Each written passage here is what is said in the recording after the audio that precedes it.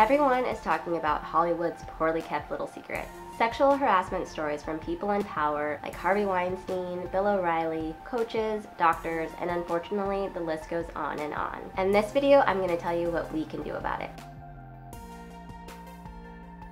Hey guys, it's Monica. I'm going to be giving you some well-researched tips on what we as parents can do to help break these cycles of abuse and harassment, starting with how we talk to and treat our children. If you're new to the channel, I would love for you to subscribe. The #MeToo hashtag has been making its round on social media, and I think you'd be pretty hard-pressed to find a woman in this country who doesn't have their own Me Too story, and that's a big problem. When sexual harassment and abuse become ubiquitous in a culture, and it's 2017, it's time to make a change.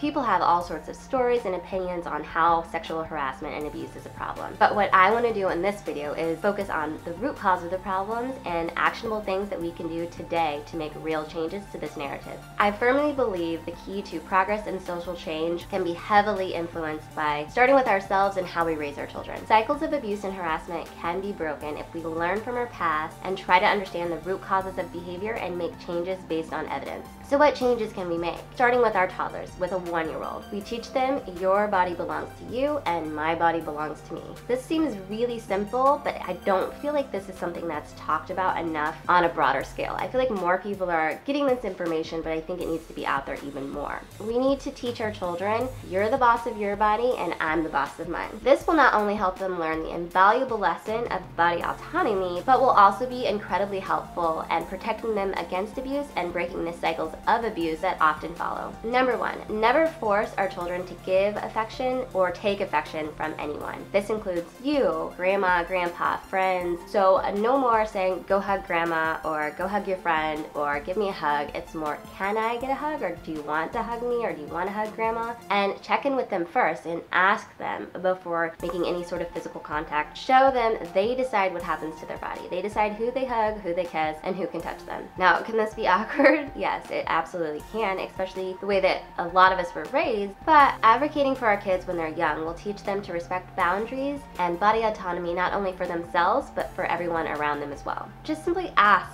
if they want to be touched. If they want to give a hug or if they want to give kisses, just ask them first, check in with them. If they say no, then respect the no. You can teach them to say, not right now please, or no, or stop, and that deserves to be respected by everyone, and no matter how old they are. You can also suggest waving goodbye, or blowing a kiss, or just simply saying goodbye. So if you're playing around, you're tickling them or horseplay and they say stop, stop right away so that they understand that they have a voice and that they decide what happens with their bodies. So when we're playing around with our kids, we're tickling them or horseplay, they will say stop or do it again over and over again, and we listen, and I think this really helps to reinforce that they have control over their own bodies. My youngest even sticks up for herself at 2, and if someone's not listening to her, she'll say, stop, that's my body, or I don't want you to do that, that's my body. Don't make them feel guilty for saying no or not accepting affection. Make them know and understand, and I think this is really important, that it is perfectly normal and acceptable to hear someone tell you no and to say okay and to respect that. With siblings being so close and being in such close proximity and so comfortable with one another, it's also really important to reinforce those boundaries with one another. Make sure that they're listening to each other and not to touch each other's bodies without the other's permission. Always emphasizing that your body belongs to you and you decide what happens to it. Also model consent from an early age, starting with bathing and wiping. Teach them how to do it themselves when it's age appropriate, and always check in with them and ask them if you can help them or if they need help.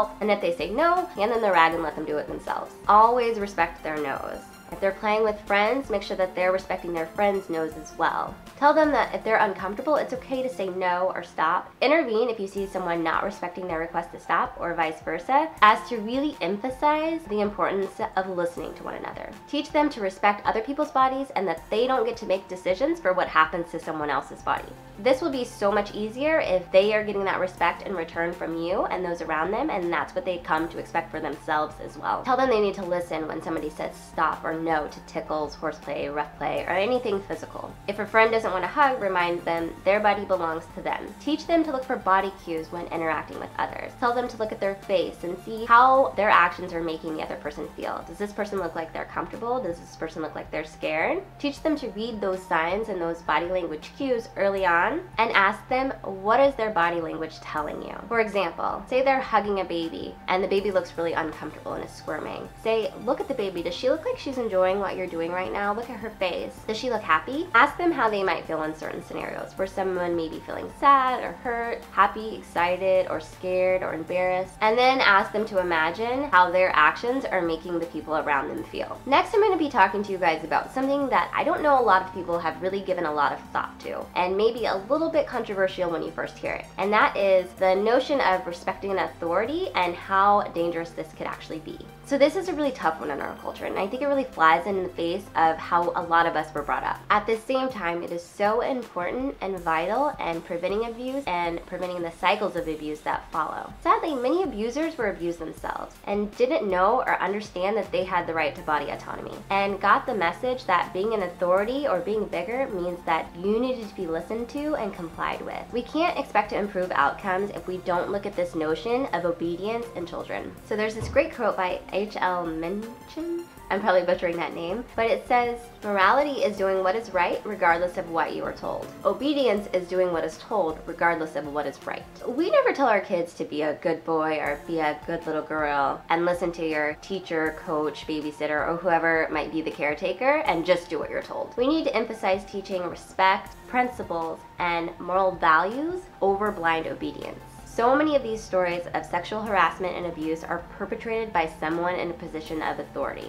Teach them to be respectful, but also that they're deserving of respect as well. Tell them that it is okay for them to speak up if they feel uncomfortable. Tell them that they don't always have to be nice and be good and listen and do what they're told, because to them that might mean I have to do what this person says because I want to be a good girl or I want to be a good boy, even if that means doing things that makes them uncomfortable or that are completely inappropriate. Talk to them about gut feelings and instincts. If they feel uncomfortable, yucky, scared, weird, or any of these feelings, to talk to you about what these feelings are, where they're coming from, and what they might mean. Help them sort through these feelings and understand where they're coming from. And remind them that no one has the right to touch their bodies without their consent. And this is another one that's kind of tough in our culture, but be really mindful of offering rewards for behaviors. So we don't really use rewards and punishment in our family.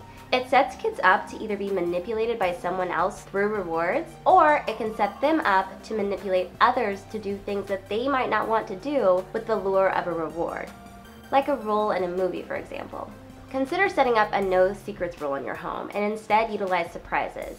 Secrets aren't meant to be told to anyone ever. With surprises, you might keep something from someone for a little bit while knowing that eventually you'll tell the person. A birthday present is a great example of utilizing a surprise over a secret. Secrets set up opportunity for abuse, as abusers will often utilize secrets to threaten their victims to keep the abuse a secret. If you have a no secrets policy in your home, this will automatically set up a red flag if an adult ever asks your child to keep a secret. And emphasize to them to tell you straight away if an adult or an older child ever asks them to keep a secret. Always answer their questions openly and honestly in an age-appropriate manner. When they're young, refer to their body parts by their proper name, and as questions come up, be open to conversation. Make a point to never have the talk.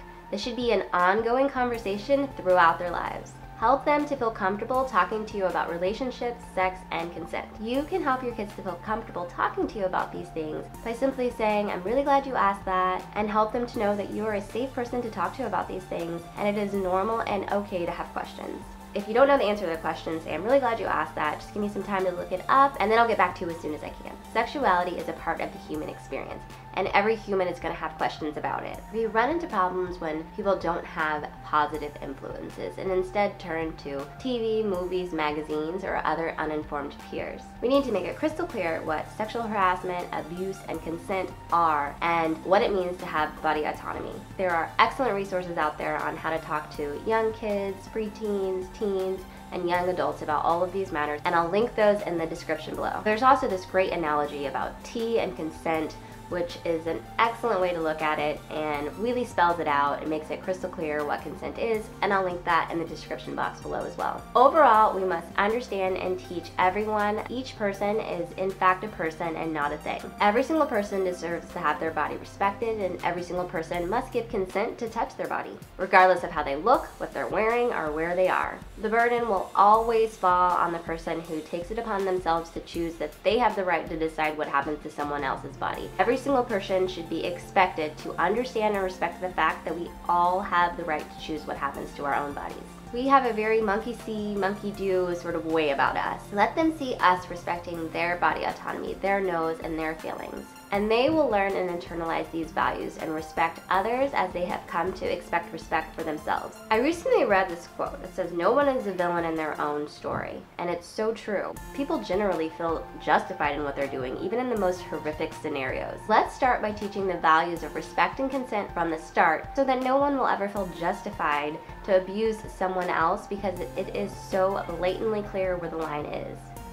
Your body belongs to you, and my body belongs to me. Thank you guys so much for watching. If you felt like this information was useful and think it will help to make a difference and help stop sexual harassment and abuse, please share it. Even if you're not a parent, you can still help to shape this conversation and instill values of respect in our children and our culture.